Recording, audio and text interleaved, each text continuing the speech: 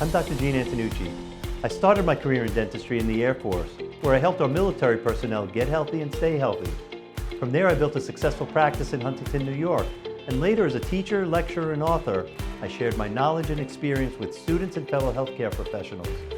And now my journey's taken me here to explore the world of health, wellness, diet, fitness, and nutrition, as together we discover and find the good life.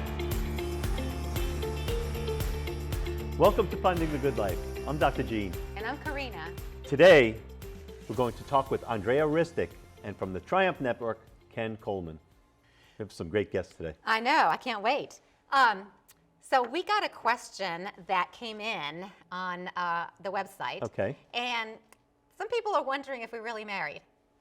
Yeah, we are. No, we're just married on TV.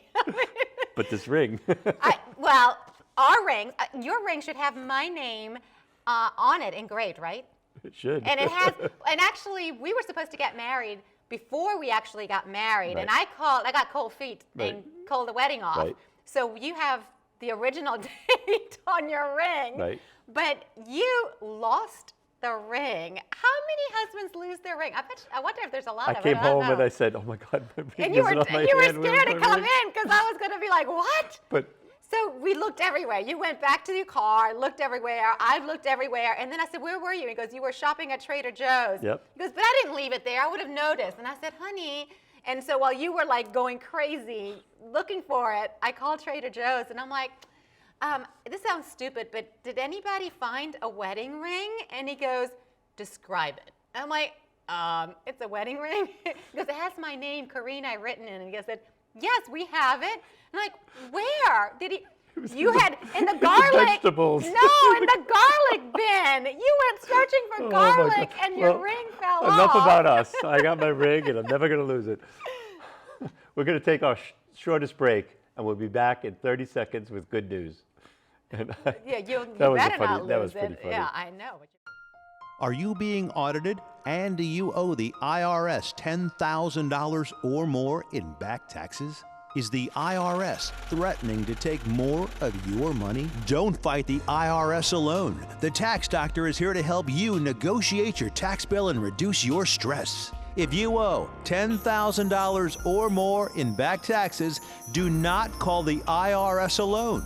Call a Tax Doctor now for a tax emergency analysis. Now, it's time to find the good news. This is a story that brought tears both of sadness and joy to my eyes. Many of you may know of someone who suffers from ALS. Maybe you've seen the movie The Theory of Everything, which details the life of physicist Stephen Hawking. ALS, or Lou Gehrig's disease, is a rare disease that affects nerve cells in your brain and spinal cord that control voluntary muscles. People affected from this disease progressively lose all ability to move, all ability to breathe on their own, and ultimately reach what is called a locked-in state, where even though their brain still functions, they're completely paralyzed, with no eye movements and unable to communicate. And that is the worst part of ALS, the inability of the patient to communicate with his loved ones.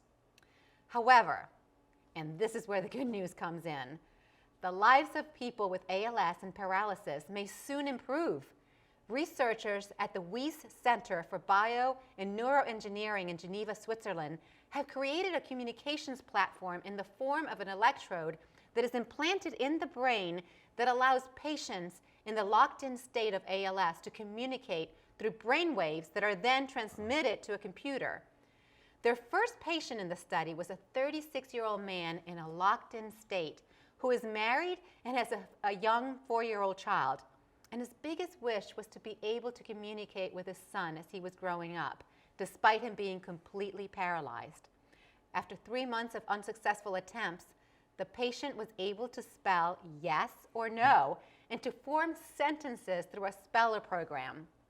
One of his first requests was to be put in an elevated position when there are guests in the room. He also was able to ask for one thing he probably needed more than anything at that point, a beer. He had to be dying for a cold beer.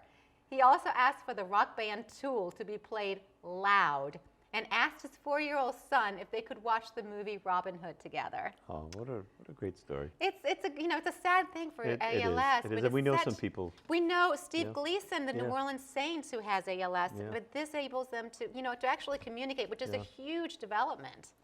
It's a great story. Now you take the next one. Two complete strangers are now great friends because of a kidney and enormous human kindness. In the Charlotte, North Carolina area, two dads have developed an irreplaceable bond after one donated a kidney to the other.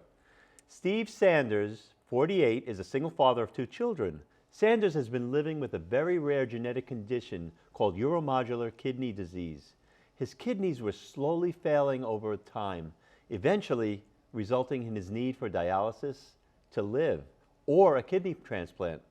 He then decided to search for a donor through a website that he created. And that's when Chris Perez, 40, a complete stranger, answered the call, and he wound up being a perfect match.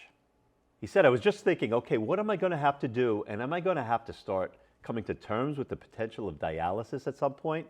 This is what he told Fox News Digital. It never got to that point, though.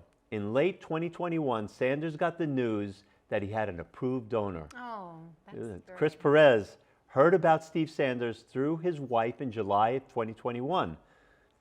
Perez said he wanted to be an example to his kids of the kindness and empathy that he teaches them to have and to love. Oh, that's a heartwarming story. Isn't that a great story? Would you give me your kidney?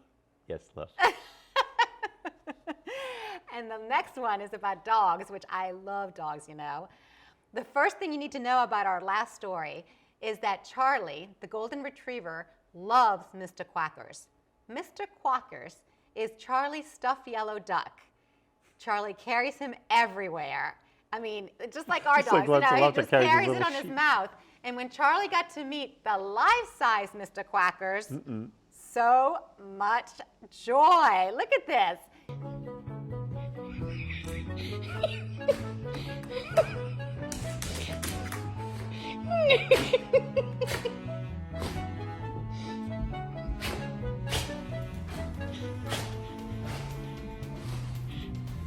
Isn't that cute? Dogs are great. It reminds me of our little Lancelot with I his... know. No, Morgana Morgana carries with the the little, sheep. the sheep. Oh my gosh. We'll be back with more Finding the Good Life after this quick break.